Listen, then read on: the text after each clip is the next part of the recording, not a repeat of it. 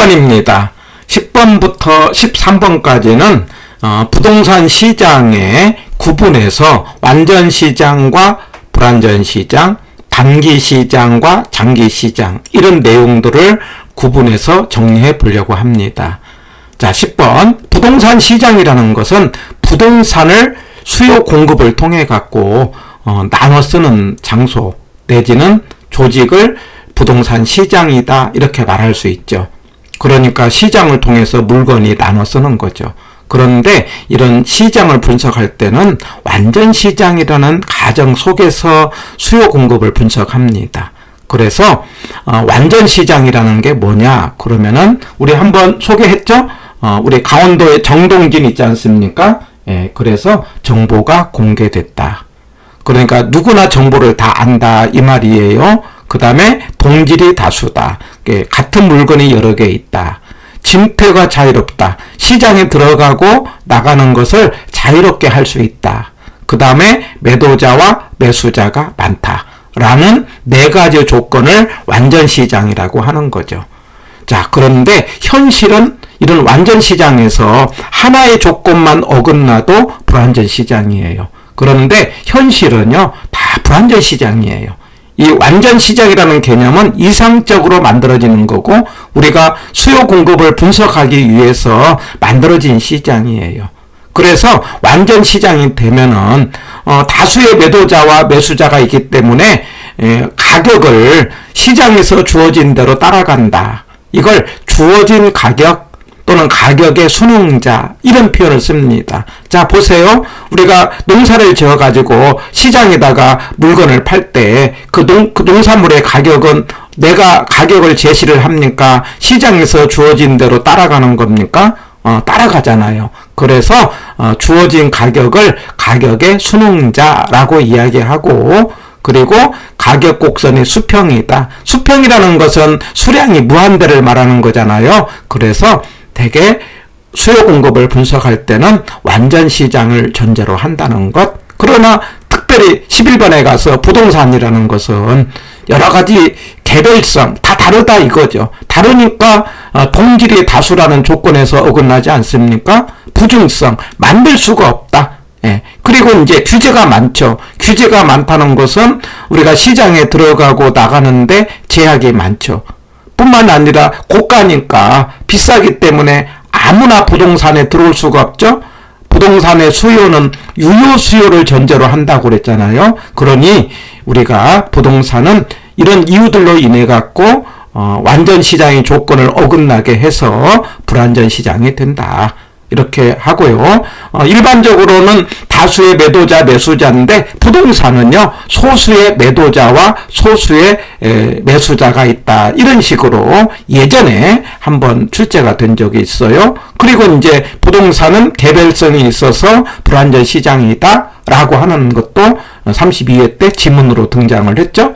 해서 완전 시장과 불완전 시장 개념을 이해를 하시고요. 그 다음에 그런 시장을 이렇게 나눠보자. 이렇게 나눠져서 나누어진 시장을 부분 시장 또는 하위 시장 이렇게 이야기를 합니다. 예, 부분 시장, 나누어진 시장을 하위 시장 그러는데 이때에 수요자의 특성에 따라 시장을 나누는 걸 세분화 이렇게 합니다. 만약에 시장의 세분화 이런 말이 나오면은 수요자를 나누는 걸 세분화라고 한다. 거기에 대해서 차별화 이런 말이 나. 이 두 개 단어를 구분해서 차별화는 제품을 차별화한다. 그래서 공급 상품의 특성에 따라 구분하는 걸 차별하다. 세분화와 차별화 용어 정리 이거 마케팅에서 한 번 더 언급을 하겠습니다. 8번째 강좌 활동이라는 제목에서 마지막쯤 해서 한 번 더 이야기를 하겠어요. 그래서 시장이라는 걸 이렇게 나누어진 시장을 하위 시장이라고 하고 수요자의 특성으로 나누는 것은 세분화 공급자로 제품을 이제 구분하는 것을 차별화한다는 거죠. 예. 그 다음에 이제 12번에 가서 부동산의 특성과 특별히 이제 땅의 입장에서 특성과 그 다음에 기능 하는 역할이 뭐냐 구분을 가볍게 해볼 수 있는데 부동산이라는 건 움직이지 않는 물건이기 때문에 국지적이라는 거죠. 부동성이지 않습니까? 그리고 이제 땅이라는 건 개별성이라고 그랬죠. 다 다르다 이 말이죠. 다르다는 관점에서 이제 뭐냐면은 비공개, 비표준화, 비조직, 비조절 뭐 이런 식으로 비자가 많이 들어갑니다. 공개하지 않는다. 그 다음에 표준화가 안 된다. 조직이라는 건 전체적으로 통일이 안 된다. 이런 개념. 그 다음에 수급 조절이 곤란하다. 이런 것들은 부동산의 개별성과 연관시켜서 특성이 나온다면은 기능 그러면 하는 역할인데 원래 시장이라는 건 물건을 나눠 쓰는 것 아닙니까? 배분이죠. 그런데 이제 가격으로 이제 물건을 나눠 씁니다. 이거 교환이라고 해요. 그러니까 돈하고 부동산을 바꾸기도 하고 또 물건과 물건을 바꾸기도 하고 교환을 한다. 그러는 과정에서 가격이 만들어진다. 예. 그리고 정보가 제공되고 부동산의 양과 질이 조정이 되고 그 땅을 가격에 맞게 이용을 하게 되죠. 그래서 대개 시장의 특성과 기능을 이거는 굳이 암기할 필요는 없겠는데 P자가 들어가면 특성이고 대개 이제 좋은 의미로 배분, 교환, 이제 정보 제공 이런 것들이 있으면은 기능인데 예전에 정보 제공은 기능이 되고 정보의 비공개는 뭐라고 했다? 특성이다. 이걸 구분해서 옛날 문제로 한번 등장한 적이 있어요. 그래서 B자가 들어갔다. 특성. 네, 좋은 의미의 말들이 있다. 기능. 이렇게 하나 구분을 해 볼 필요가 있겠고요. 그 다음에 이 단기와 장기가 부동산 시장에 전반적으로 연결돼 갖고 이제 잘 나오는 중요한 말이에요.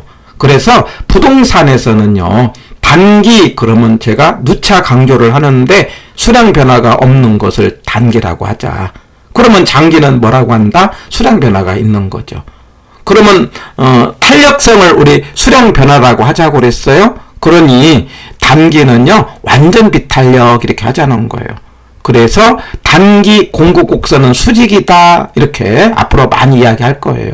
그런데 부동산은요. 특별히 부동산 학에서는 융통성 있게 문제를 풀어야 돼요.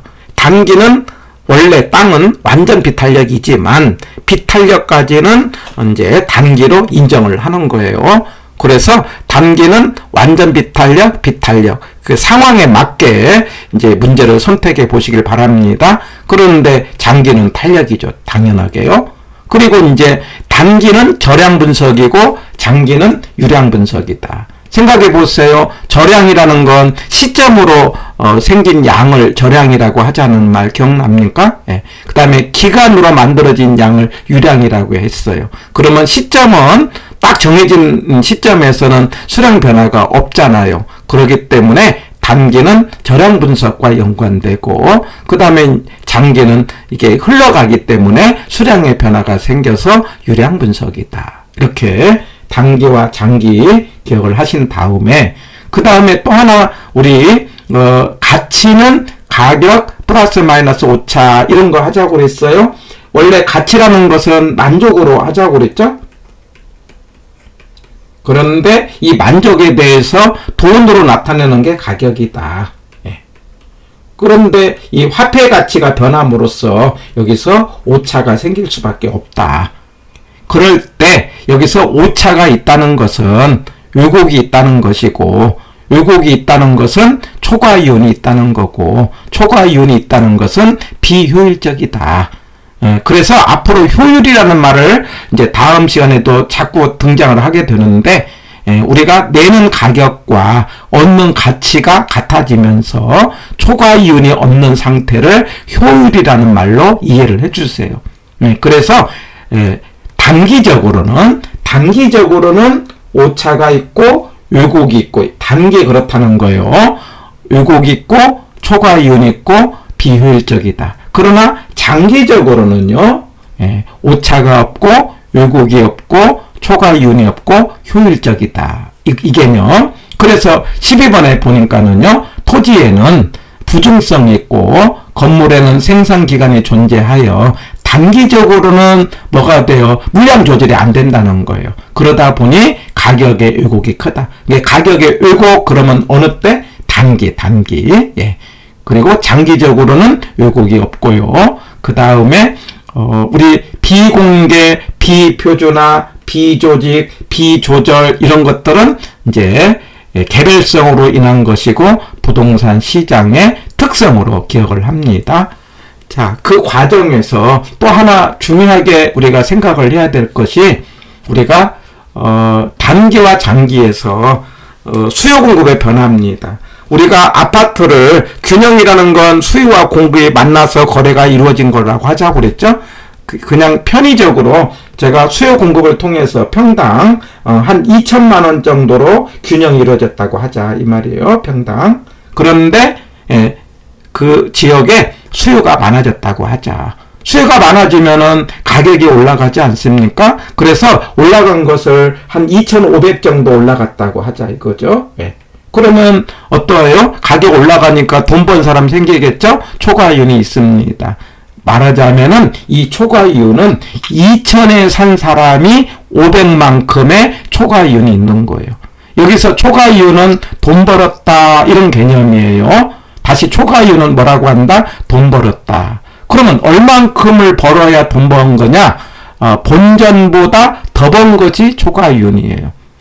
그런데 본전이라는 것을 뭐라고 하는 거니? 시험 문제는 정상이윤이라고 하고 얼만큼을 벌어야 정상이윤이냐라고 한다면은 나중에 이야기하겠는데 기회비용이에요. 기회비용. 그래서 기회비용만큼 벌면은 본전했다 이런 말을 해요. 그런데 기회비용이라는 말은 포기한 비용 이런 뜻이에요.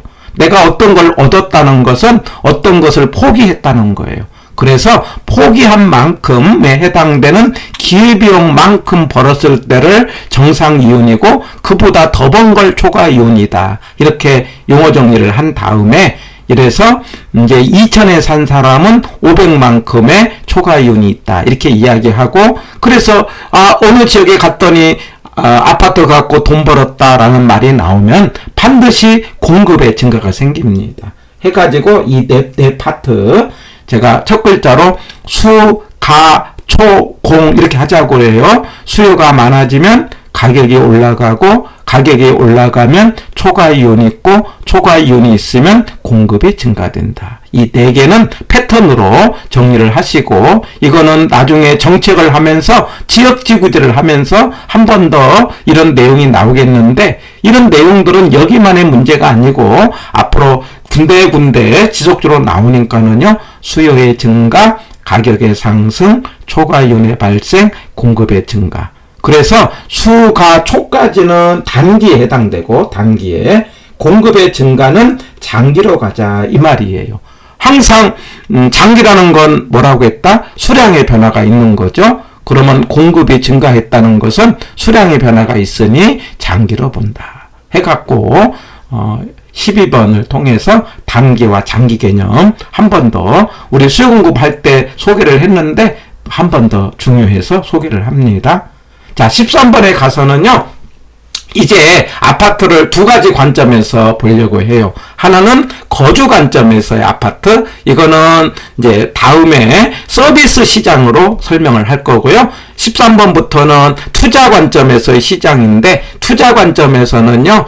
초과이윤을 목표로 하는 거고 여기에 관련된 시장을 효율적 시장이라고 해요. 그러면 효율적 시장 이런 말은요. 정보가 즉각적으로 가치에 반영됐다. 이렇게 기억을 해주세요. 다시 효율적 시장이 뭐냐라고 하면은 정보가 즉각적으로 가치에 반영되는 시장이다. 자, 그런데 부동산의 가치라는 건 장래 이익의 현재 가치예요. 왜 부동산의 가치가 장래 이익의 현재 가치가 될까요? 항상 부동산의 가치라는 건 만족인데 부동산이라는 건 오래 쓰는 것, 영속성이 있기 때문에 지금 눈앞만 보지 말고 멀리 보자 이 말이에요. 그런데 장래 이익에 영향을 주는 것이 정보죠, 정보. 그래서 이 정보에 따라서 시장을 세 가지로 나눕니다. 약성 시장이다, 중강성 시장이다, 강성 시장이다. 그래서 약성, 중강성, 강성은 우리가 정보에 따른 시장의 분류고 이건 받아들이고 이거는 14번에서 한 번 더 소개를 하겠는데 다음 강좌에서요. 과거의 정보를 포함했다 약성, 공개된 정보를 포함했다 중강성, 모든 정보를 포함했다 강성인데 강성이라는 것은요 현실에 존재하지 않으면서 가장 이상적이고 완전 경쟁 시장에 근접하는 시장으로 보고 있어요. 이래서 일단은 어떤 사건이 터질 때마다 어디에다가 혁신도시를 하겠다 발표를 하면은 땅값이 올라가지 않습니까? 그 올라갈 때 발표와 동시에 즉각 올라간다라는 그런 상황을 뭐라고 한다? 효율적 시장이라고 한다. 투자 관점에 부동산을 분석하는 시장이다. 자, 이런 정도로 하고 문제로 확인을 해 보겠습니다.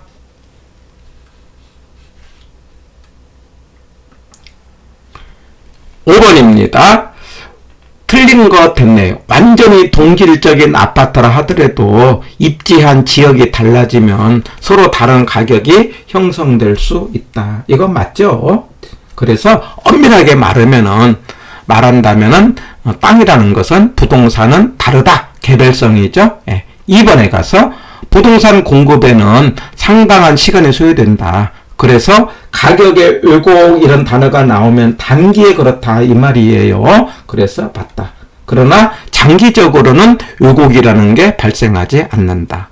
원래 왜곡이라는 것은요 본질에서 벗어나는 것 이런 뜻이에요. 우리 예전에 정치하시는 분들이 어떤 정치적으로 문제가 있을 때 연예인들의 스캔들을 터뜨려 갖고 사람들의 생각을 이렇게 돌리는 것을 왜곡시킨다 이런 말을 하지 않습니까? 그러면 가격의 본질은 뭐냐? 가치다. 제가 주인과 강아지를 이야기하면서 가치가 본질이죠. 그런데 그 본질인 가치와 가격이 같아지는 것이 왜곡이 없는 건데 왜곡이 있다는 것은 달라졌다. 오차가 있다. 이런 개념인데 이거는 수량 조절이 안 되기 때문에 단계에 있다. 이런 개념. 그래서 2번은 맞는 거. 3번 부동산은요 소유권을 할당하고 공간을 배분한다. 맞죠? 예. 4번 집을 능력에 따라 유형을 결정한다. 그래서 이 지문은요 땅값이 비쌀 때는 고집가는요 집약적으로 집약적 그러면 고층화 하자고 그랬죠. 그다음 땅값이 떨어질 때는 조방적이에요. 조방적 그러면 옆으로 이용하는 거예요. 그래서 위로 이용할 때는 집약적, 옆으로 이용할 때는 조방적. 이렇게 집을 능력, 땅의 가격에 따라 땅의 유형을 결정한다. 맞는 지문. 5번 국지성이다. 다르다. 그래서 동일한 형성된다? 말도 안 되죠. 다 다르기 때문에 가격이 다르다 해야 되겠어요. 5번이 정답이네요. 그 다음에 6번 어떤 지역을 투기지역으로 딱 지정했대. 그러면 그 소문이 즉각적으로 가격에 반영되는 걸 무슨 시장이라고 한다? 효율적 시장이다. 이렇게 하자는 거예요. 그리고 이제 나머지 말들을 나중에 배우겠는데 지대 이론 그러면 땅의 이용 대가에 관한 이론이에요. 땅의 이용 대가. 포트폴리오 그럼 투자해서 분산 투자하자 이런 개념. 거미집 그러면 수요 공급을 반복할 때 거미집 모양이 나오는데 공비수 이렇게 하자고 그랬죠. 중심지론 그러면은요 우리가 상권에서 중심지 시장이라는 것이 어떻게 만들어졌는가를 설명하는 이론이 중심지 이론입니다. 나중에 차근차근하게 이런 말들을 공부하겠고요. 6번의 정답은 4번이 되겠습니다.